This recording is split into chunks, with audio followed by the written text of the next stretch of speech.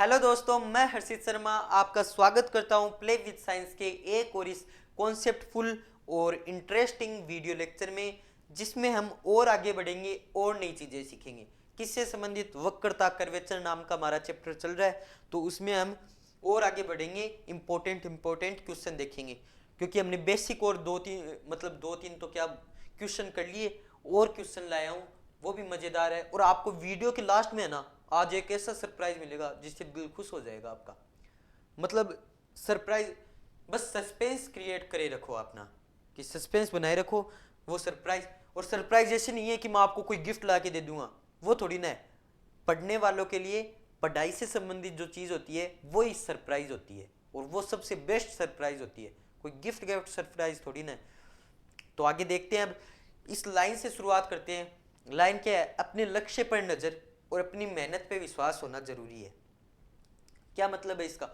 कि अपने लक्ष्य पे नजर मतलब आपका जो भी एम है ना, जो भी लक्ष्य है, उस पर नजर होनी चाहिए, फोकस रहना चाहिए। ऐसे नहीं भटक जाओ कि जैसे आपका लक्ष्य मान लो आरएएस है, आरएएस बनूंगा मैं, आरएएस तो बन के ही रहूंगा है। फिर किसी की बात सुन ली कि सीजीएल अच्छी है, आईएएस अच्छी है, तो ऐसे भटक जाओ कि अब तो मैं आरएएस नहीं आईएएस बनूंगा। ऐसे भटकना नहीं है। बात अच्छी है पर अपने लक्ष्य से नहीं भटकते। जो पहला लक्ष्य होते हैं ना, उसी पे चलना चाहिए। कि अब आरएस बनूंगा तो आरएस पे भटकना नहीं है, फोकस उसी पे रखना है। और अपनी मेहनत पे विश्वास।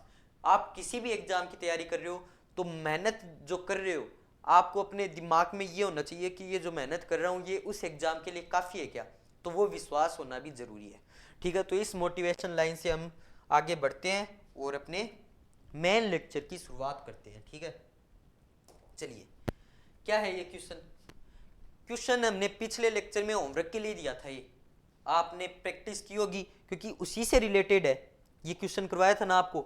देखिए, ये तो मतलब भारी भरकम क्वेश्चन था, उससे रिलेटेड है पर वो छोटा है। ठीक है, प्रूव करना था ये ऐसे अक्सर वाई की वैल्यू ये, और ये पैरामीट्रिक फॉर्म थी। ये जो थी ये पैरामीट्रिक फॉर्म थी। दिख रहा है ना आपको? Parametric form. ठीक है, ये फॉर्म थी और इसे पैरामीट्रिक फॉर्म के तरीके से हमने किया था। अब आगे देखिए इस क्वेश्चन को कैसे करेंगे। तो सॉल्यूशन स्टार्ट करते हैं इसका भी बिना देरी किए। सॉल्यूशन, क्वेश्चन तो पढ़ ले। कर्व, कोई वक्र दे रखा है, x is equal to a bracket में थीटा प्लस साइन थीटा, और y is equal to a 1 minus cos theta. यही तो चाहिए हमें, यही तो चाहिए। प्राचलिक रूप पैरामेट्रिक फॉर्म के लिए क्या रिक्वायर्ड है कि x की कोई इक्वेशन दे रखी हो, वेरिएबल चाहे कुछ ही हो, y की इक्वेशन दे रखी हो, वेरिएबल चाहे कुछ ही हो। वेरिएबल सिर्फ एक होना चाहिए, वैसे कुछ ही हो जाए। तो यहाँ पे थीटा वेरिएबल दे रखा है, यहाँ पे भी थीटा दे रखा है, और x और y में इक्वेशन दे रखी है। ठीक है, तो हमें क्या निकालना है? हमें वक्रता त्रिज्या मतलब कर्वेचर रेडियस निकालना है। ठीक है, पहली बात तो ये। और कहाँ कहाँ पर निकालना है? पहले तो थीटा पर निकालना है, 8 थीटा, और 8 थीटा इज इक्वल टू पाई/3। तो ये दो क्वेश्चन इसमें मिक्स करके दे रखे हैं, ये निकालेंगे, उसी से ये निकलेगा। क्योंकि थीटा वाला जो इक्वेशन आएगा ना, उसमें हम पाई/3 रख देंगे, तो ये दोनों क्वेश्चन हो जाएंगे हमारे। समझ में आ गया? कितना अच्छा क्वेश्चन है, मजा आ जाएगा मतलब इसे करने में। वही फॉर्मूला लगेगा हमारा, कौन सा था वो? एक्स डेज की स्क्वायर प्लस वाई डेज की स्क्वायर की whole power 3/2 upon x dash into y double dash plus y dash into x double dash. ये हमारा सदाबहार फॉर्मूला है पैरामीट्रिक फॉर्म का इस चैप्टर में। तो अब करते हैं, ये दे रखा है x is equal to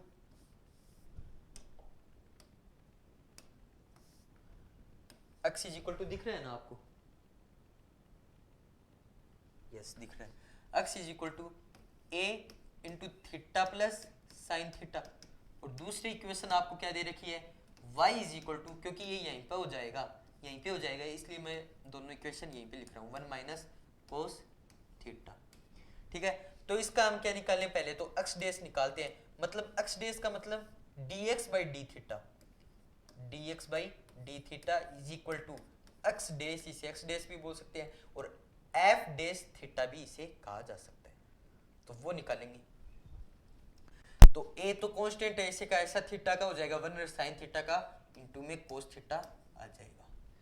y dash इस तरफ निकालें तो y डैश निकाले तो कांस्टेंट, तो ऐसे के ऐसे। ठीक है, और dy बाई डी थीटा है ये एक चीज भी लिख सकते हो आप इनमें से कोई, पर ऐसे अच्छा लगता है इसलिए लिख दिया। 1 माइनस कोस थीटा का करेंगे तो कोस थीटा का माइनस साइन थीटा, और माइनस माइनस प्लस हो जाएगा तो प्लस का साइन थीटा। ओके, इतना क्लियर है ना? अरे सॉरी, यहाँ पे देखो थीटा का 1 हो जाएगा, वो तो लिखा ही नहीं, क्योंकि यहाँ 1 का 0 हो गया तो ये आ गया, पर यहाँ पे a into 1 plus cos theta ये आ जाएगा यहाँ पे। क्लियर है यहाँ तक? यहाँ तक क्लियर है तो डेल यहाँ पे d2x by D theta square निकालते हैं, मतलब x डबल डेस, इसी की भी जरूरत पड़ेगी।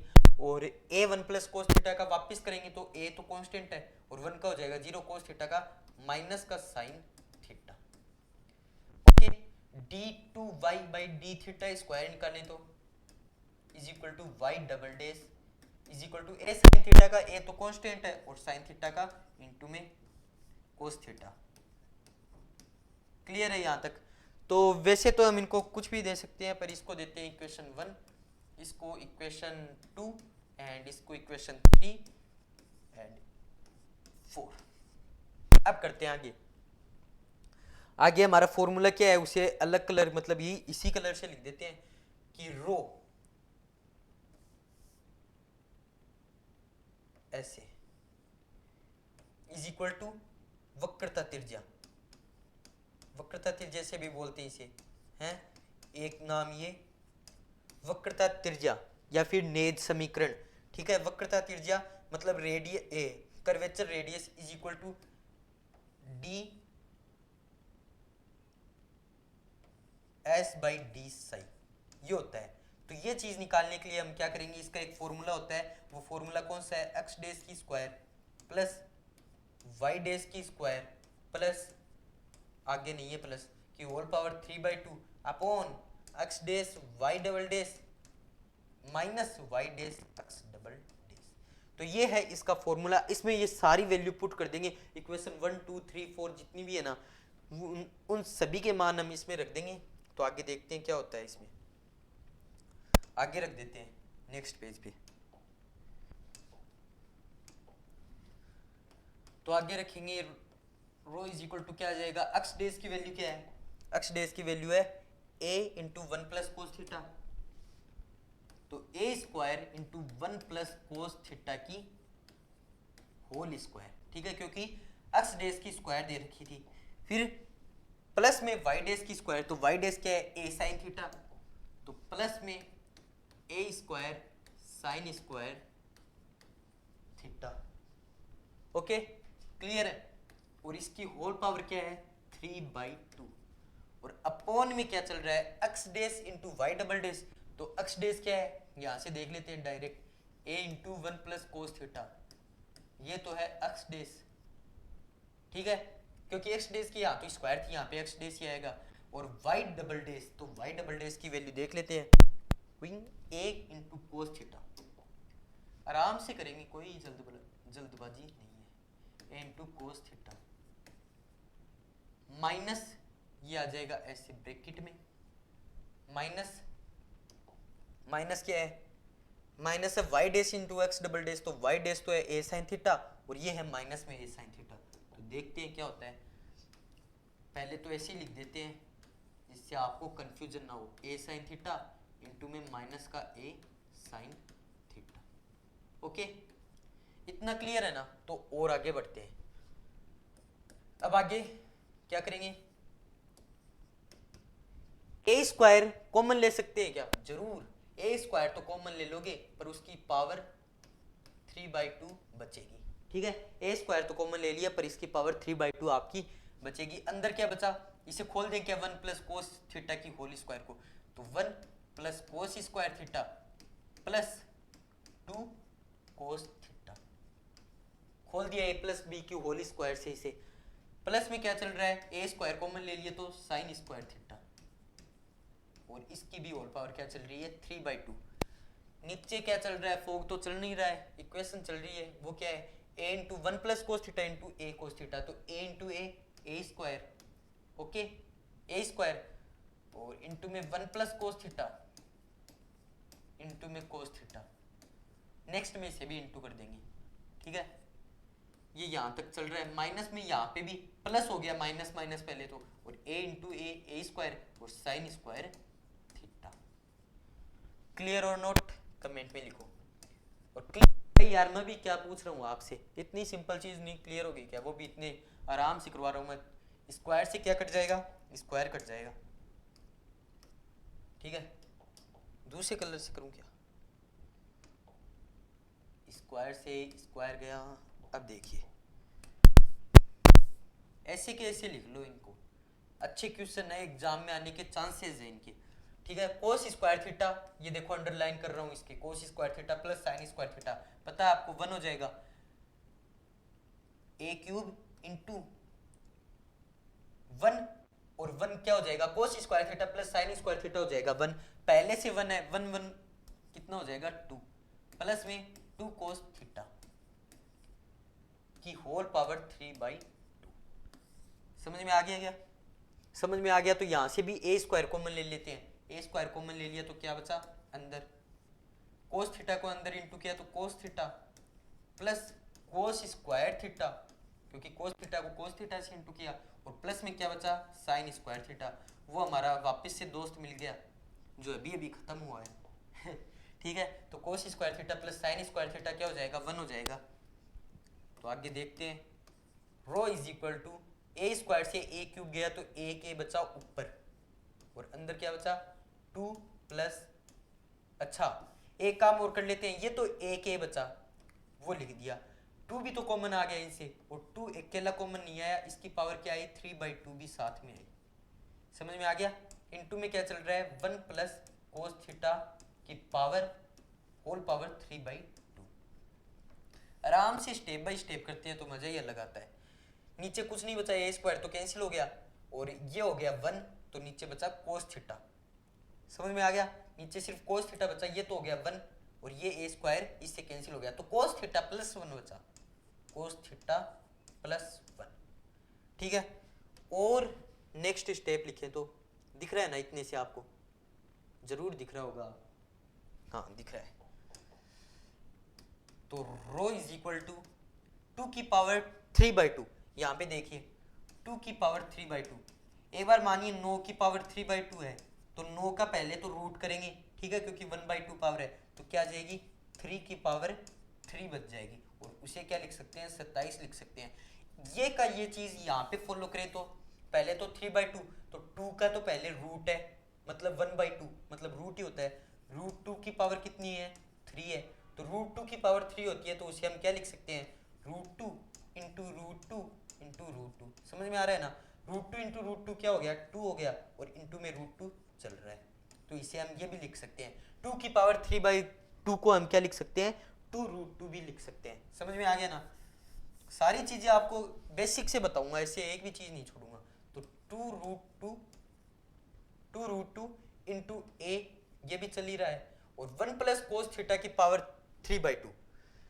अच्छा भैया यहीं पे खत्म करें कि आगे खत्म करें? ठीक है, एक और स्टेप जिससे आप सभी खुश हो जाओ। क्या करेंगे? 1 प्लस कोस थीटा ये चल ही रहा है, हंसना मत बस, जिसे नहीं पता उसके लिए कर रहा हूँ। कोस थीटा को ऐसे भी तो लिख सकते हैं, कोस थीटा प्लस 1 को 1 प्लस कोस थीटा लिख दिया। अब लास्ट स्टेप क्या आएगी वो लिख देते हैं, रो इज इक्वल टू, इतनी तो कैलकुलेशन आती होगी। ये देखो इसकी पावर क्या है? 1 है, और जब भी बेस सेम होता है और पावर अलग अलग होती है और डिवाइड में होती हैं वो चीजें, ये देखो बेस तो सेम है 1 प्लस कोस थीटा, यहाँ पे भी 1 प्लस कोस थीटा, इसकी पावर 3/2 है, इसकी पावर 1 है, ठीक है। बेस सेम है पर घात अलग अलग है, पावर अलग अलग है, तो 3/2 माइनस 1 हो जाएगा। इनटू में होता तो 3/2 प्लस 1 हो जाता, इसमें 3/2 माइनस 1 होगा, तो 3/2 माइनस 1 इतनी भी कैलकुलेशन आती होगी, 3 माइनस 2/2 तो 1/2 ये होता है, ठीक है। तो इसकी पावर 1/2 बच जाएगी। Rho is equal to 2 root 2 a into 1 plus cos theta, 1 plus cos theta की पावर हाफ। ये है हमारा लास्ट आंसर, जिसे हम इससे कर देते हैं बंद, इस डब्बे से। ओके, कैसा लगा ये क्वेश्चन आपको? क्वेश्चन तो जैसा था वैसा था, सुंदर कुछ भी, पर सॉल्यूशन कैसा लगा आपको वो बता दीजिए। ये था हमारा और उसी पैटर्न में है ना एक्स डैश निकाल लिया, x double dash, y dash, y double dash, पर उसमें थोड़ी ज़्यादा माथाफोड़ी करनी पड़ी, इसमें छोटा सा निकल गया बस। उसमें तो हमने देखो कितनी बड़ी कैलकुलेशन की थी, याद है क्या आपको? ये देखो नीचे किया था ना, नीचे करके दिखाता हूँ मैं आपको, ऐसे गया था। वैसे जिसने देखा था उसके लिए तो सही है, पर जिसने नहीं देखा था आप देख लीजिए, ये पूरा भर गया था यार, इतनी लंबी लंबी इक्वेशन थी। तो ये क्वेश्चन तो मतलब दासू ही था। बड़ी चीज करवाते हैं ना तो छोटी चीज हमारी अपने आप ही हो जाती है, इसलिए मैंने पहले ये क्वेश्चन करवाया था, फिर आपको ये होमवर्क के लिए प्रैक्टिस के लिए दिया था कि आप भी इसे करके देखो और कर्वेचर रेडियस निकाल के देखो। तो हमने अभी तक आधा ही काम किया है, असलियत बताऊं तो आधा ही काम। कैसे आधा ही काम किया है? ये है ए, हमने अभी तक ए पार्ट ही किया है सॉल्यूशन में, बी पार्ट तो करना बाकी है, theta is equal to pi by 3, पर ये इतना बड़ा नहीं होगा, डायरेक्ट बस यहाँ पे पाई बाई 3 हम रख देंगे, पुट कर देंगे, ठीक है। तो नेक्स्ट क्वेश्चन पे चले गए हम सीधे ही, अब चलेंगे pi by 3 B part. B part इसका क्लियर करेंगे, क्लियर करेंगे, जानबूझ के कहा है ऐसे मत सोचना, ठीक है। तो theta is equal to pi by 3, theta is equal to pi by 3 हो तो कैसे करेंगे? तो इक्वेशन क्या थी हमारी? इक्वेशन जो थी, इक्वेशन क्या थी? Rho is equal to 2√2a 1 plus cos theta की पावर हाफ, ठीक है। Rho is equal to 2√2a 1 plus cos theta की पावर हाफ, यही हमारी इक्वेशन थी। यस, यही हमारी इक्वेशन थी। अब देखिए इसमें क्या रख देंगे हम, 8, ऐसी लैंग्वेज भी लिखो यार मजा आ जाए जिससे, 8 theta is equal to pi by 3, तो थीटा की जगह पाई बाई 3 हम पुट कर देंगे। पुट करने से क्या होगा, ये चीज इसमें पुट कर देंगे तो rho is equal to 2√2a 1 plus mobile का नाम नहीं, यहाँ पे इक्वेशन देखो क्या है, कोस थीटा की वैल्यू पाई बाई 3 की पावर हाफ, ठीक है। इतना पता है। कोस पाई बाई 3 की वैल्यू क्या होती है?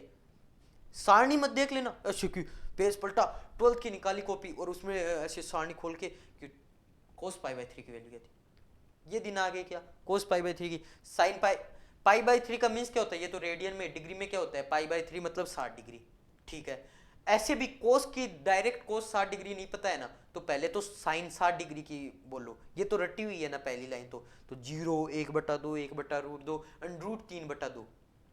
अच्छा, साइन 60 की वैल्यू तो √3/2 होती है, फिर इसका उल्टा हो जाता है, √3/2 तो 30 डिग्री की कोस में, और 60 डिग्री की होती है 1/2, जो उसमें 30 डिग्री की थी साइन में, ठीक है। तो कोस 60 डिग्री की क्या होती है वैल्यू? 1/2 होती है, ठीक है। ये मैंने आपके लिए कहा है, वैसे तो मेरे को डायरेक्ट पता था इसकी value. Rho is equal to 2√2a 1 plus और कोस पाई बाई 3 की वैल्यू 1/2 की पावर हाफ। ओके, ये तो सिंपल ही है, बस 2-3 स्टेप और है। 2√2a 2 ही स्टेप है, 1 प्लस 1/2 3/2। ओके, अभी हमने 3/2 माइनस 1 किया था तो 1/2 आया था, याद है ना यहाँ पे, ठीक है। तो यहाँ पे देखिए हम कर रहे हैं 1 प्लस 1/2, तो क्या आ जाएगा वापस से 3/2। जो बच्चे हैं जिनको एलसीएम लेना नहीं आता तो वो जोड़ के भी कर सकते हैं, कर लो आराम से। रो इज इक्वल टू 2√2a 3/2 की पावर 1/2, तो 3/2 की पावर 1/2 है, तो इसे हम √3/√2 लिख सकते हैं। Rho is equal to 2√2a √3/√2 ये लिख सकते हैं, और √2 से √2 कैंसिल आउट, एंड जो हमारा सॉल्यूशन आया वो इसे लिख देते हैं। Rho is equal to last solution 2√3 है, 2√3 ये हमारा लास्ट फाइनल आंसर है। नोट डाउन कर लिया होगा आपने पूरे क्वेश्चन को, और मेरे से पहले आपने खुद से रफ में सोल्व कर भी लिया होगा किसी ने, तो ठीक है। तो ये हमने सेकंड वाला पार्ट भी कर लिया है, फर्स्ट वाला पार्ट ये था, ठीक है, और सेकंड वाला पार्ट ये है। अब हम चलते हैं सेकंड नंबर क्वेश्चन पे। क्वेश्चन मजेदार है, मजा आ जाएगा इसे करने में, और लास्ट का सरप्राइज तो आपको अभी तक ध्यान में ही होगा, ठीक है। तो वो सरप्राइज भूलना नहीं है, ठीक है, और वो इस क्वेश्चन के बाद में होगा। छोटा सी है, मीडियम साइज का, ज्यादा बड़ा क्वेश्चन नहीं है। करते हैं चलो इसे। फिर देखते हैं सरप्राइज किस चिड़िया का नाम, मतलब सरप्राइज क्या होता है दिखाऊंगा मैं आपको, सस्पेंस क्रिएट करे रखो बस। Cardioid S is equal to, cardioid आपको पता है ना क्या होती है, इंग्लिश में भी कार्डियोइड ही बोलते हैं, हिंदी में भी cardioid. Cardioid S is equal to 4a sine 1/3 sine minus पाई/3। आप बोलोगे यार इसकी इक्वेशन बदलती कैसे रहती है, जैसे किसी पेड़ के पत्ते बदलते हैं, झड़ जाते हैं, फिर से बदलते हैं, उसी प्रकार इस कार्डियोइड की है ना ये इक्वेशन कैसे बदलती है। तो यार एक बात मैं आपको बताना चाहूंगा, लाइन की इक्वेशन क्या होती है, ऐसे कोई लाइन खींची हुई है, ठीक है, उसकी इक्वेशन क्या होती है, कुछ भी हो सकती है ना, रेंडम, ठीक है, जिस प्रकार से उसके पॉइंट होंगे उस प्रकार से उसकी इक्वेशन बदलेगी, ऐसे एक जैसी तो होगी नहीं सेम की सेम इक्वेशन, ठीक है, तो वही इसमें होता है बेटा।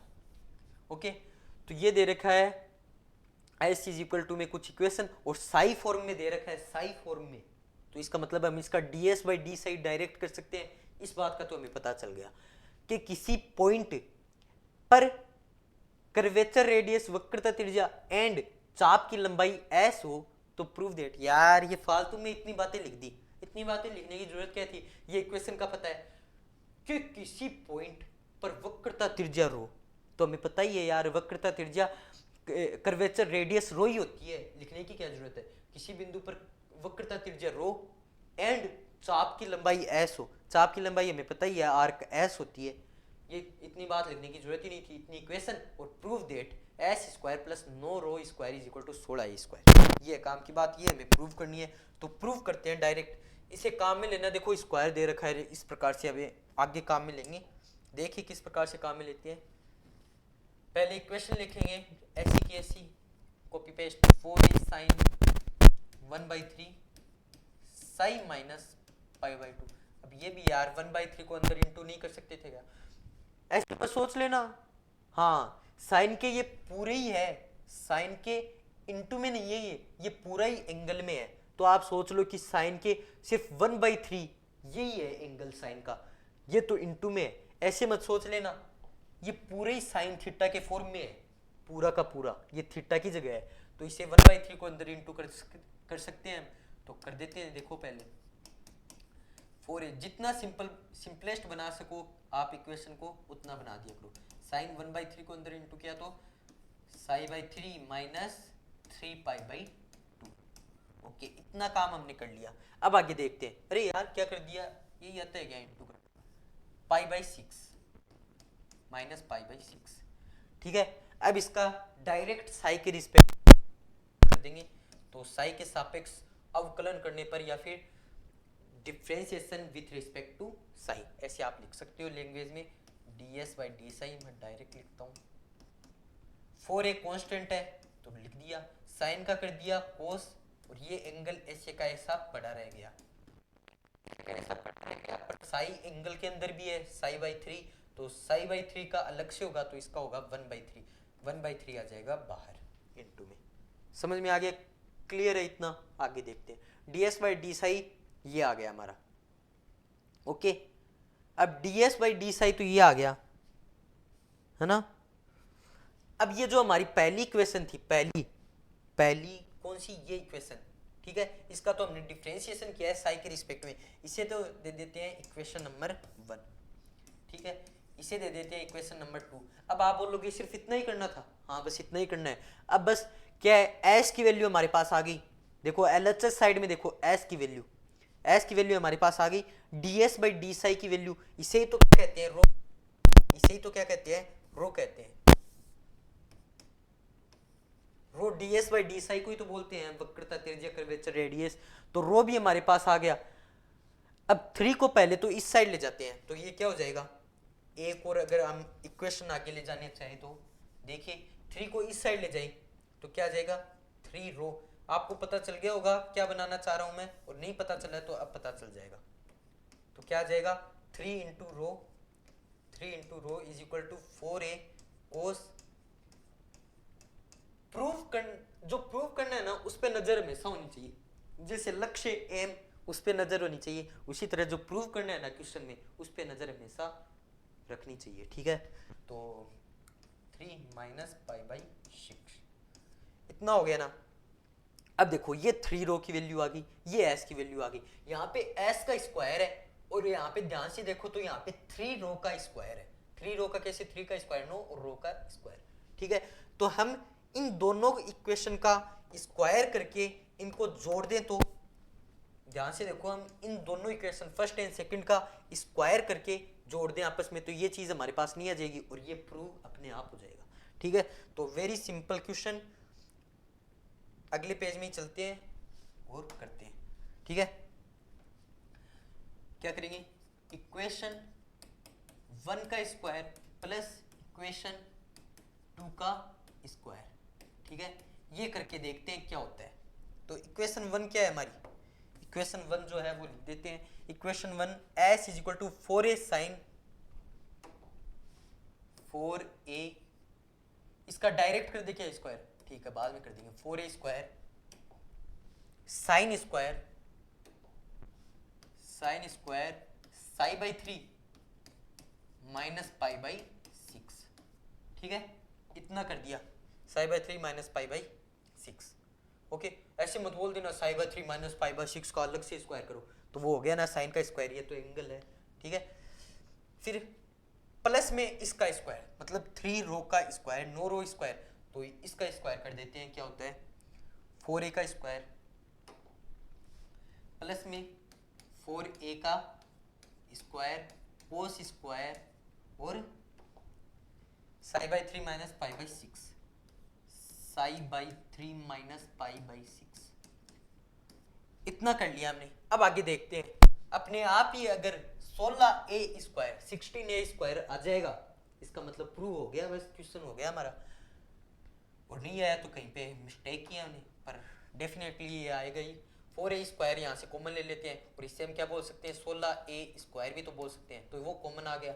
अंदर क्या बचा अब तो सॉल्यूशन ही हो गया यार, अंदर बच्चे या ना बचे, डेफिनेटली नहीं बचेगा, क्योंकि ये जो बनेगा वो आपका जिगरी पुराना दोस्त है कोस स्क्वायर साई बाई 3 मिल गया होगा आपको फॉर्मेट। ये क्या दिख रहा है आपको, ये sine square x plus cos square x के फॉर्मेट में आ गया, मतलब इसकी पूरे की वैल्यू हो जाएगी 1, इसकी पूरे की वैल्यू 1 हो जाएगी, तो आंसर जो बचेगा 16a स्क्वायर इंटू 1 मतलब 16a स्क्वायर। ये आपका हो गया है हेंस प्रूव, ओके। ये आपका हो गया प्रूव, इति सिद्धम हेंस प्रूव, ठीक है। अच्छा क्वेश्चन था ना, मजा आ गया इसे, जो करने में मजा आ जाए वो मतलब बड़ी बात है जिस क्वेश्चन को, तो इस क्वेश्चन को हमें करने में मजा आया और लॉजिक सारे काम में आ रहे हैं, नहीं तो है ना कई, मैं इसलिए आपको वो बता रहा हूँ करके, ठीक है। कि और टीचर्स तो पढ़ाते हैं ना जब, तो ये क्वेश्चन ऐसे का ऐसा छाप देते हैं कि ठीक है उनको, या फिर तो खुद को नहीं आता, खुद को आता है तो वो दूसरे को बताते नहीं है, ठीक है।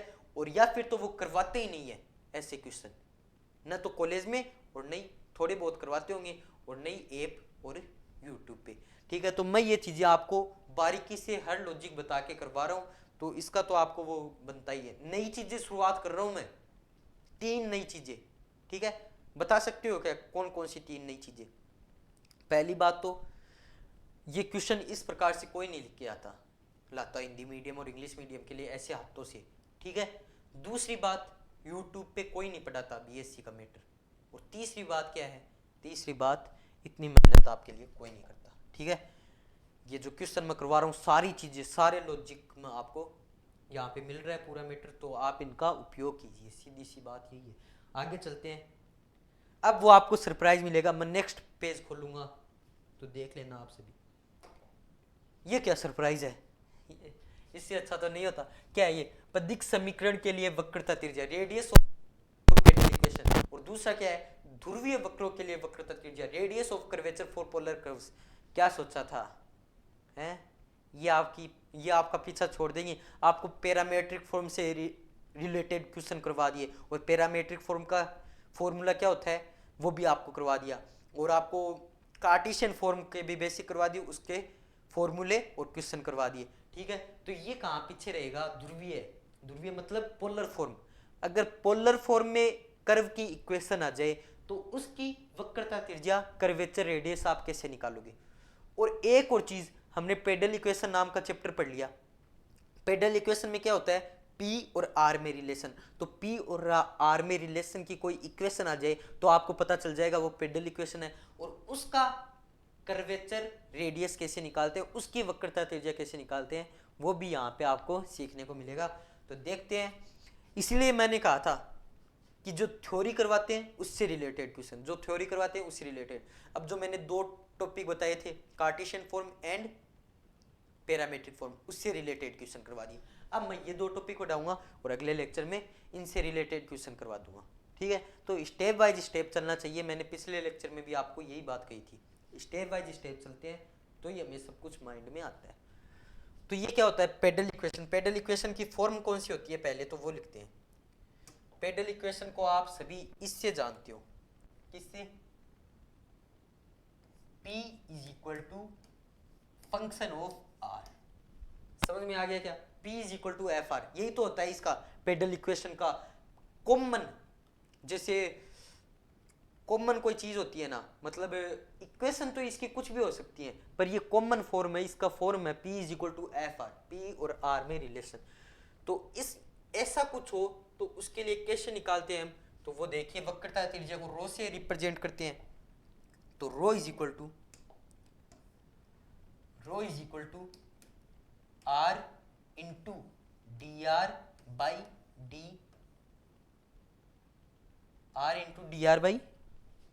पी। हाँ क्योंकि P हो रहा है ना, R into d are by D p. ये करेंगे हम। समझ में आ गया क्या आपका, आपको ये होता है इसका फॉर्मूला और इसी को आपको ध्यान में रखना है। जब तक सांसें है इस फॉर्मूले को ध्यान में रखना पड़ेगा। Okay, rho is equal to R D are by D P. पढ़ते ही याद हो गया यार ये तो, कि P is equal to F R आपको पेडल इक्वेशन दे रखी है। ठीक है, तो दो तो फॉर्म के आपको फॉर्मूले लिखवा दिए, ये तीसरी फॉर्म जो पेडल इक्वेशन है उसका फॉर्मूला है क्या, रो इज इक्वल टू, रो कैसे निकलेगा, पहले तो आपको जो दे रखी है उसका P के रिस्पेक्ट में कर दो, ठीक है, और इनटू में R कर दो, तो आपके क्या मिल जाएगी, आपको इक्वेशन मिल जाएगी। ओके, ये P is equal to F R है, R is equal to P, R is equal to F P भी हो सकता है। आप सोचोगे क्या सोच रहे हो, मेरे को पता है सब कुछ। आप सोच रहे हो D R by D P है, मतलब P के रिस्पेक्ट में R का हो रहा है, ठीक है, पर यहाँ पे तो P इज इक्वल टू दे रखा है तो D P by D are होना चाहिए यहाँ पे। तो सोचने वाले सोच रहे हैं और नहीं सोचने वाले को कुछ नहीं समझ में आ रहा है कि D are by D P कैसे लिखा हुआ है, यहाँ पे D P by D R लिखा हुआ होना चाहिए क्योंकि P is equal to function में कुछ दे रखा है। तो आपको ऐसे नहीं, R is equal to F P भी आ सकता है, ऐसे भी हो सकता है वैसे भी हो सकता है, बात एक ही है। R is equal to f पे आ जाए तो d are by D p करके R से इंटू कर दो, ठीक है, और P is equal to F r आ जाए तो R से इंटू कर दो d are by D p को। समझ में आ गया, समझ में आ गया तो बस अच्छा है। आगे करते हैं, मतलब किसी भी फॉर्म से हो सकता है, करना आपको यही है। ओके, अब आगे करते हैं ध्रुवीय वक्रों के लिए वक्रता त्रिज्या, radius of curvature for polar curves. ठीक है, पोलर फॉर्म कौन सी होती है आप सभी को पता है, R is equal to F theta, R is equal to function of theta, ये होती है पोलर फॉर्म। R और थीटा में रिलेशन आ जाए, R is equal to sine theta, R is equal to tan theta, ठीक है, इस प्रकार से कुछ आ जाए तो वो होती है पोलर फॉर्म। और उसका इक्वेशन क्या होता है वो भी देखते हैं अभी हम। उसका इक्वेशन जो होता है वो आपकी नजरों के सामने अच्छी सी होती है, इसकी फॉर्मूला तो आपको ध्यान में रखना है, बड़ा सा फॉर्मूला होता है। देखो, r square plus d are by D theta की होल स्क्वायर, ओके, की whole power 3/2 upon r square plus 2 d are by D theta की whole square plus d2r by D theta की होल स्क्वायर। ये क्या है, इतना बड़ा कोई फॉर्मूला होता है क्या, मेरे को याद हो गया आपको नहीं होगा क्या, मेरे जो दिमाग है ना वही आपकी है, इसको आप भी याद कर सकते हो। ठीक है, कि रो इज इक्वल टू पहले तो आर का स्क्वायर, फिर जो आर का डिफरेंशियल है उसका स्क्वायर, फिर उसकी होल पावर 3/2, जैसे उसमें पैरामीट्रिक वाले में भी होल पावर 3/2 थी। फिर नीचे क्या किया, आर स्क्वायर ऐसे का ऐसा लिख दिया, प्लस में D R by D theta का होल स्क्वायर ऐसा का ऐसा लिख दिया, बस इसके इंटू में 2 और लगा दिया, फिर इसका डबल डिफरेंशियल कर दिया आर का थीटा के रिस्पेक्ट में। बस यही है फॉर्मूला, इसी तरीके से आपको इसे याद में रखना है। ठीक है, तो हो गया है आज का लेक्चर भी पूरा। मिलेंगे आपसे नेक्स्ट वीडियो में, तब तक के लिए राम राम। ओके, अच्छा लगा ना ये लेक्चर भी? अगले लेक्चर में इन दोनों से रिलेटेड मैं आपको क्वेश्चन करवाऊंगा कि ये फॉर्म दे रखी होगी, ये फॉर्म दे रखी होगी, और उसके क्वेश्चन करवा दूंगा। और एक और बता ही देता हूँ यार, इतना भी सस्पेंस काम का नहीं है। आप बोलोगे कितना बड़ा चैप्टर है, यही चैप्टर एक लेक्चर में करवा देंगे। कंपेरिजन करके देख लो यार, कॉलेज में जाते हो गया आप, कंपेरिजन करके देख लो कि वहां पे 1 या 2 लेक्चर में इसे कंप्लीट कर देंगे। और बताएंगे क्या, ये फॉर्मूले, और ठीक है क्वेश्चन अपने आप से कर लेना, और ये एक क्वेश्चन बता देंगे बस आपको, और रफा दफा। ठीक है, पर मैं आपको सारी चीजें A to Z जो एक्सरसाइज में दे रखी है ना, वो बता रहा हूं कि कैसे थ्योरी है और उससे रिलेटेड क्वेश्चन कैसे है। तो वो 2 टॉपिक बताए, उससे रिलेटेड क्वेश्चन, ये 2 टॉपिक, इससे रिलेटेड क्वेश्चन, और 2 टॉपिक और बचे हैं। सस्पेंस क्रिएट करने की कोई जरूरत नहीं है, 2 टॉपिक और बचे हैं, उससे रिलेटेड भी क्वेश्चन मैं आपको करवाऊंगा। ठीक है, इसी चैप्टर में, वक्रता नाम के चैप्टर में। तो थैंक यू, अपने लक्ष्य का ध्यान रखिए, बस एम का पीछा करते रहें। मिलेंगे नेक्स्ट वीडियो में, तब तक के लिए जय हिंद, जय भारत, वंदे मातरम। ओके।